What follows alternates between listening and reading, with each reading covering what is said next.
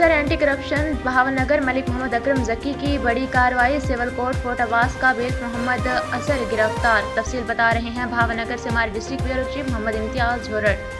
Bhavnagar circle officer anti corruption Bhavnagar Malik Mohammad Akram Zaki और इनकी team अलादाद ने करप्शन के खिलाफ एक मौसर कार्रवाई करते हुए तहसील कोर्ट अब्बास में छापा मारकर मोहम्मद अजहर बेग सिविल कोर्ट अब्बास को गिरफ्तार कर लिया। गिरफ्तार मुलजम मोहम्मद अजहर पर इल्ज़ाम है कि उसने एक अदालती डिग्री की मद में 10,46,700 रुपये की खतीर रकम खतबर्द की।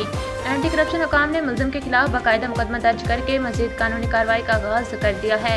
सर्कल ऑफिसर मलिक मोहम्मद अकरम जक्की ने इस मौके पर कहा कि करप्शन किसी भी सूरत बर्दाश्त नहीं की जाएगी और ऐसे नासिर को कानून के कटहरे में लाना महकमा एंटी करप्शन की अवलीन तरजीह है।